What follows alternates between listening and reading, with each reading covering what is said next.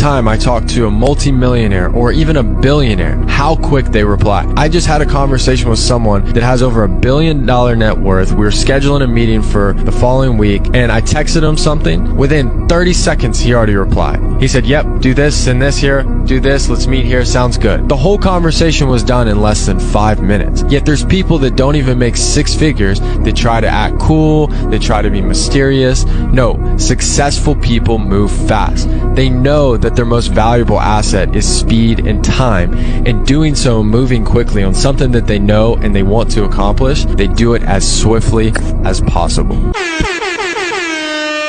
The Trevor Jackson Podcast. Salute to Grant for that statement, man. I agree with that statement. Don't deal with folks that be procrastinating, man, wasting your time. You can't get that time back. People be playing around like tomorrow is going to happen, like they for sure that it's going to be a tomorrow. Nah, we got to get this thing accomplished today. We got to get it done now. I don't do too well with individuals that procrastinate. And you got to weigh your options and what is best for you at the moment. Do what's best for you at the moment, man. You don't have to be mean to nobody by doing what's best for you at the moment. Real talk. Let's get into the conversation, man. I know y'all seen the title. Floyd Mayweather defends Diddy. That's not all we're going to talk about on this episode, but that's going to be the main topic. I was caught off guard by what he said, and he wasn't even asked a question. Also, we're going to talk about French Montana not buying back his block because what he seen when Nipsey Hussle got murdered. I also want to address something that Stunner for Vegas, an artist from Salisbury, North Carolina, said about why he's not around the baby no more. Why he and the baby doesn't work together no more. They was a good team, man. They was putting on for the state around here. They was doing their thing. And we're going to have some more conversations, but let's get into the flow of the vibe, man. And thank y'all for tuning in and hope y'all having a great Sunday. Let's go.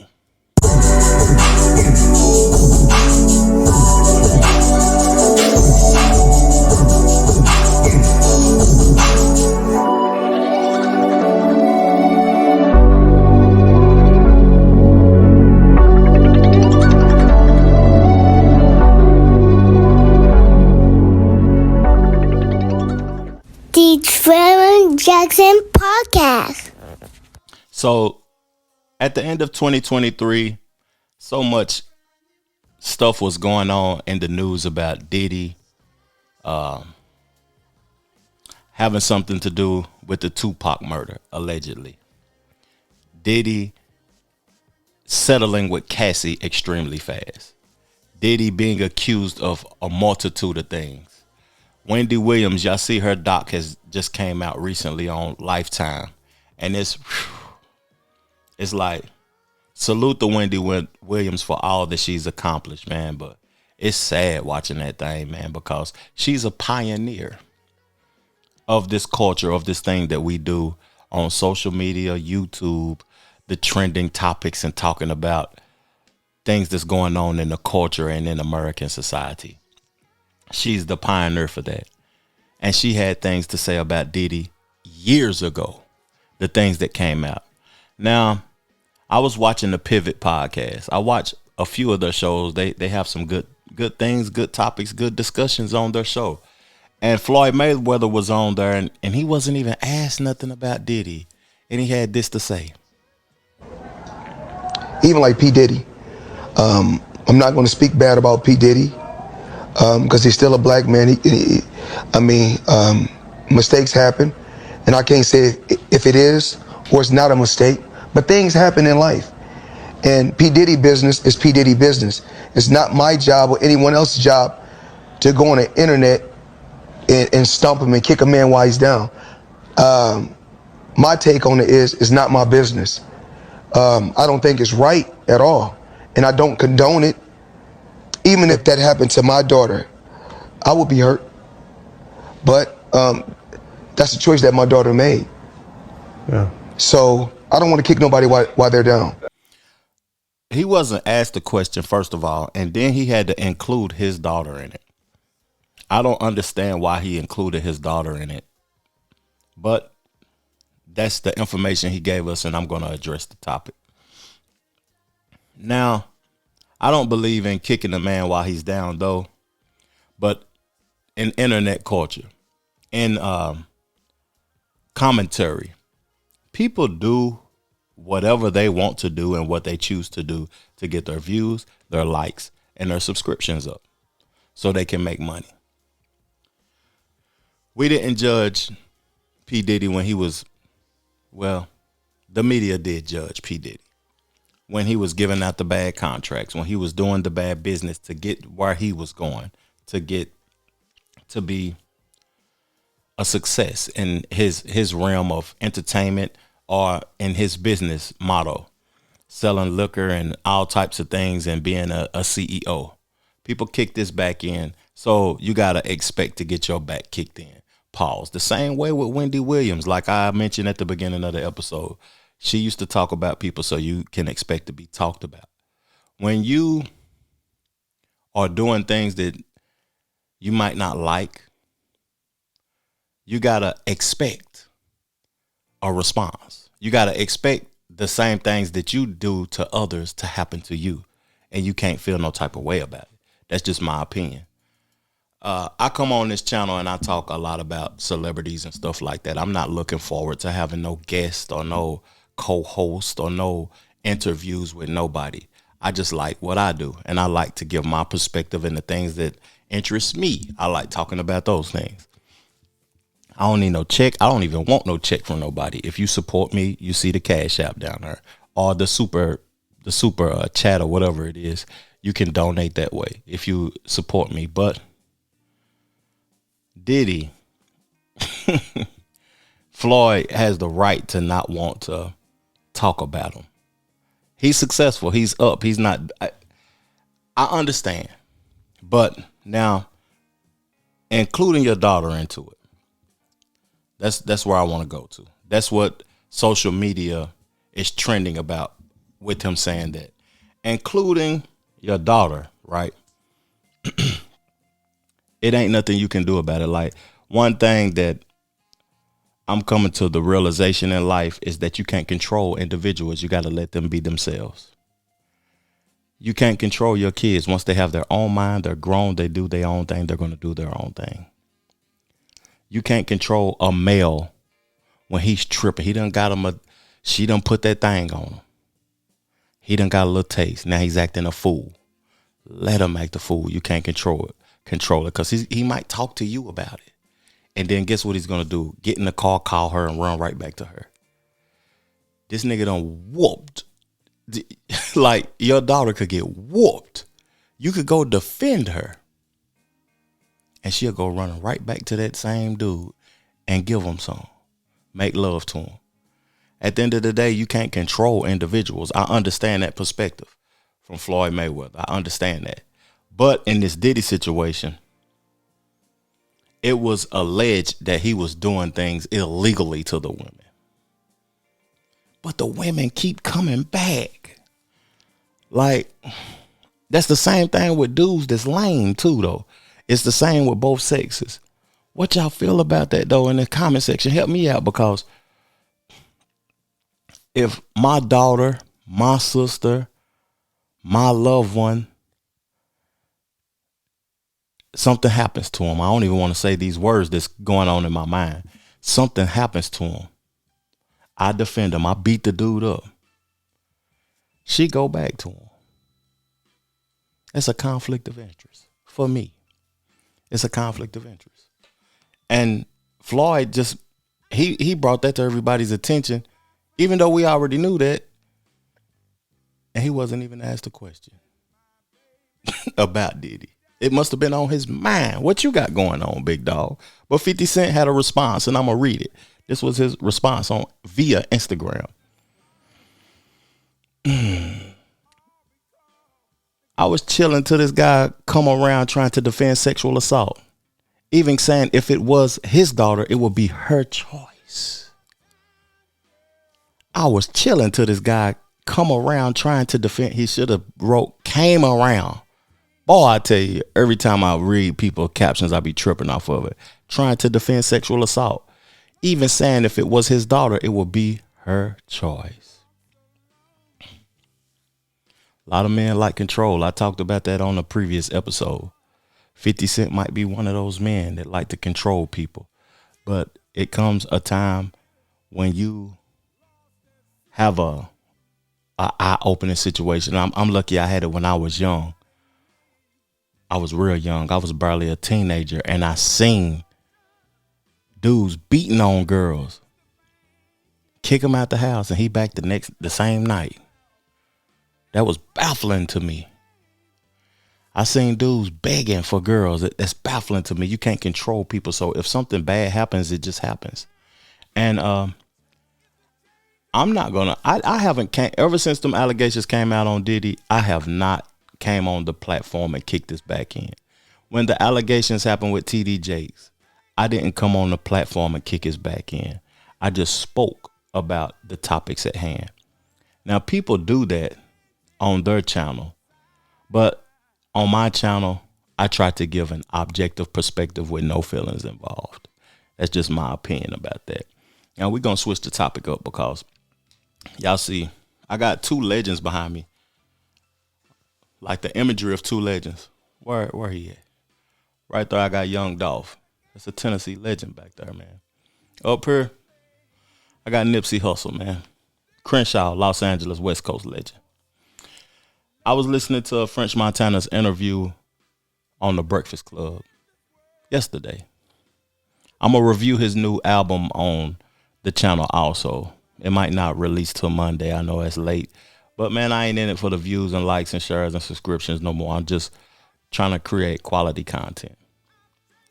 Y'all might see it 5 years later, 10 years later, and be like, man, this was real deal quality. And he said something on that interview that caught my attention, like really, really caught my attention because I'm from the hood. I moved out the hood. I moved out the whole state. And from time to time, I think about ways to give back, ways to like put myself in the environment and be of service to people. But then I think about, why did I remove myself from that environment in the first place? This was what French Montana had to say about buying his block back.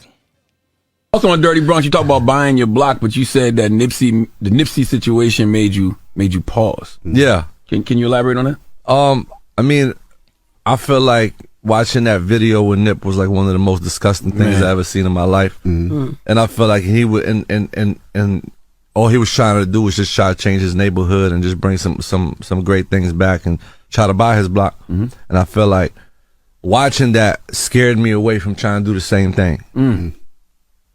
And you know, because look what happened to Chinks. Chinks got Queens. You know what I'm saying? Look what happened, you know, to a lot of people that don't have a name. You know what I'm saying? A lot of fallen soldiers. So I was just like, you know what? So why come back? Why come back and do that when I'm just seeing everybody around me just fall into it? Damn. So how did you overcome that, or have you overcome that? Shit, I went to Calabasas. The Trevor Jackson Podcast. I went to Calabasas. I done visited Calabasas before. Beautiful place. Beautiful, peaceful, rural place, man. God. Whew. Wish I could afford a home in Calabasas. Maybe one day soon. Let's talk about this, though. I don't expect everybody to agree with me on this. And I might be a little subjective on this perspective.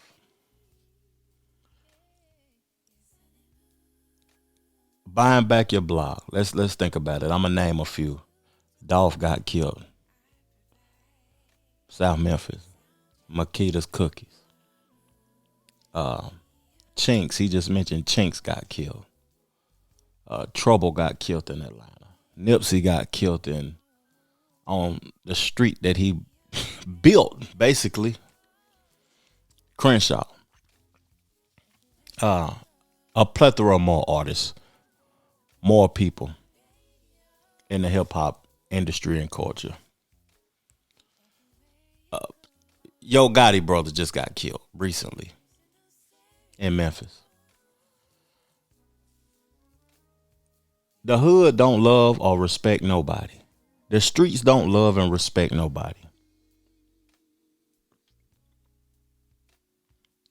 My intentions was pure when I was in the streets. But the streets' intentions wasn't pure. You get successful, you become a target. You become the opposite of what they like. They loved you when you was down.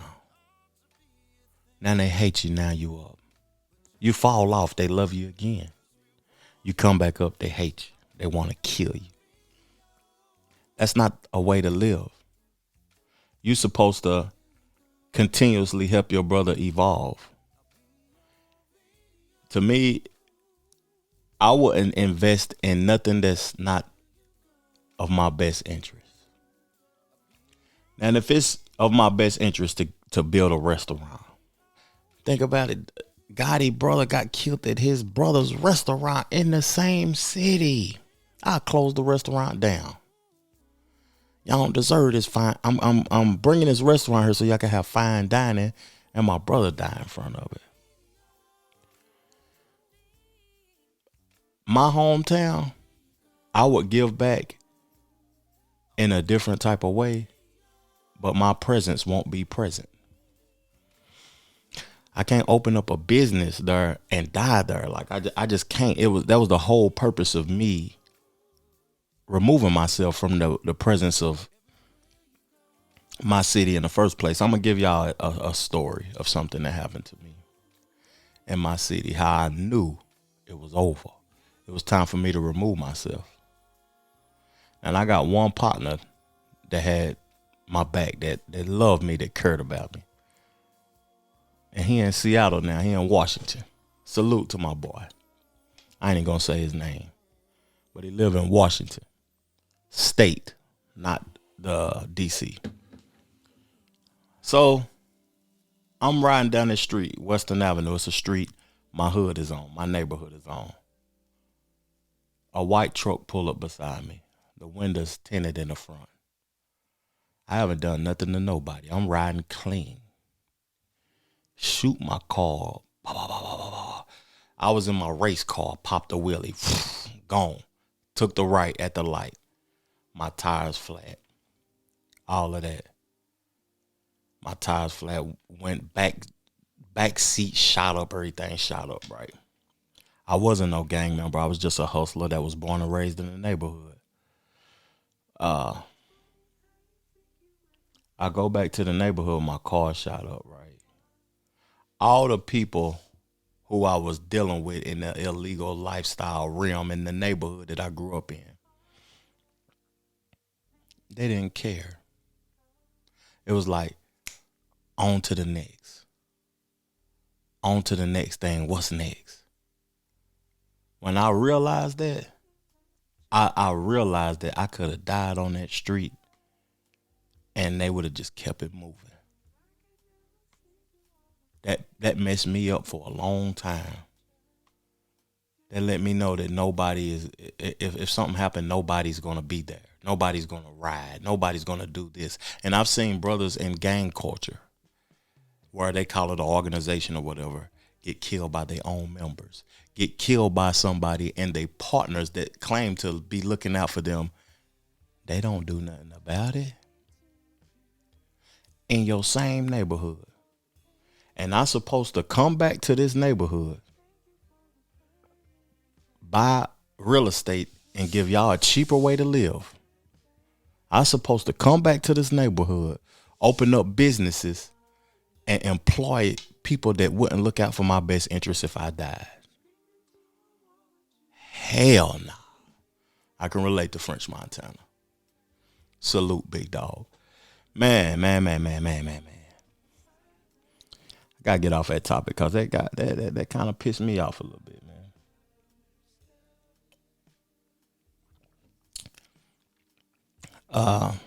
I'm gonna talk about something, and I'm out of here, and I'm gonna play one of my songs off my album, something that was trending this week, and it's political, but I don't like when they treat us like we're idiots, like black folks are not intelligent. They talking to us like we stupid and we don't know no better.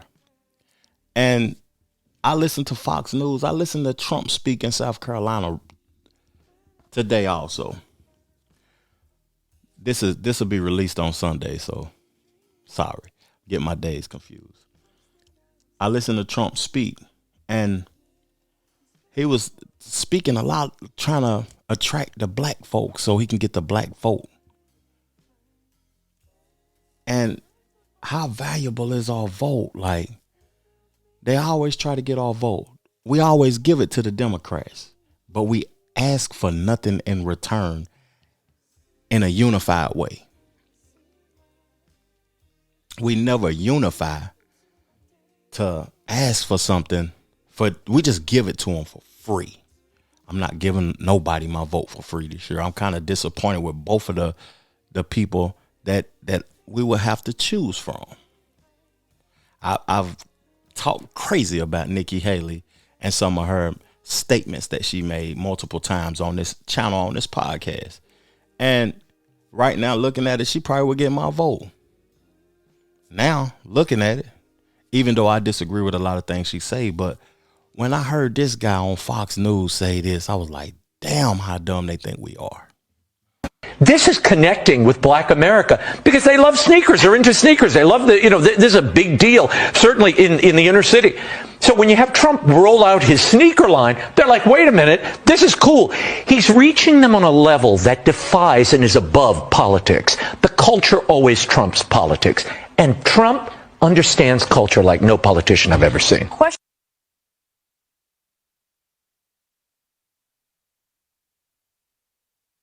The Trevor Jackson Podcast.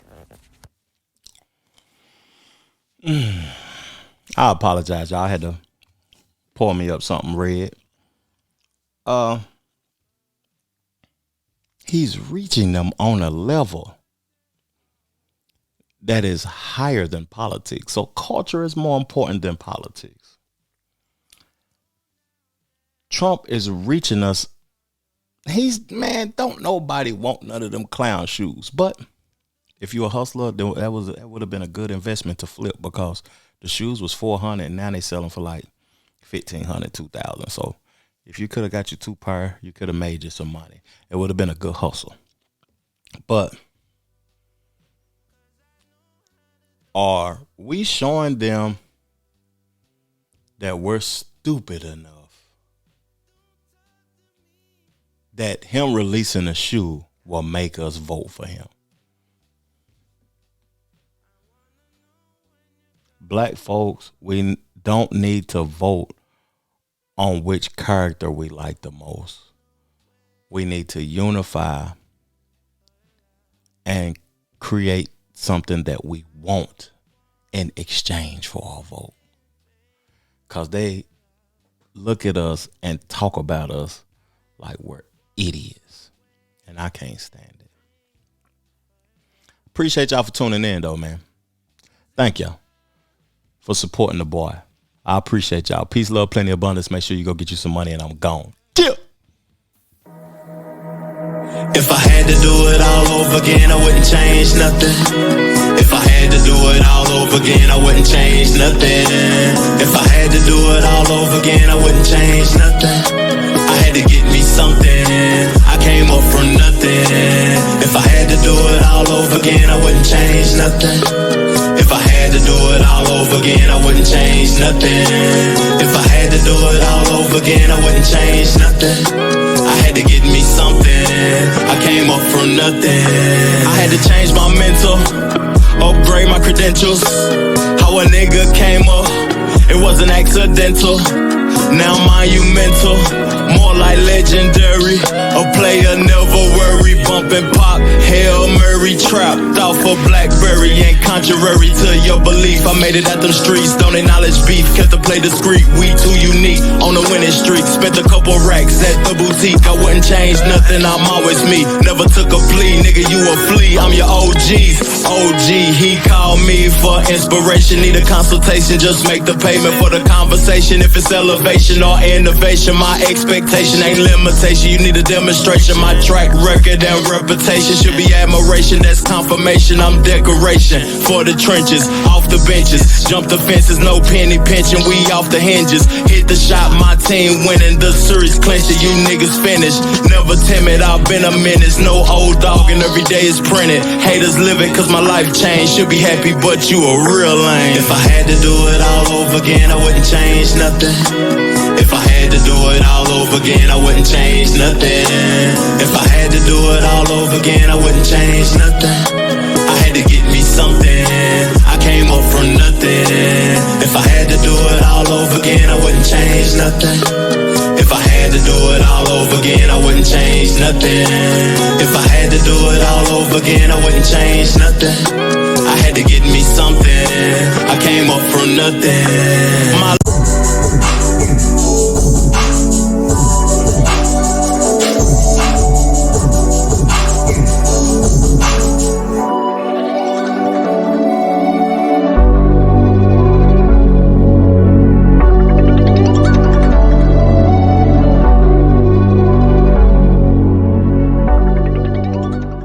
The Trevor Jackson Podcast.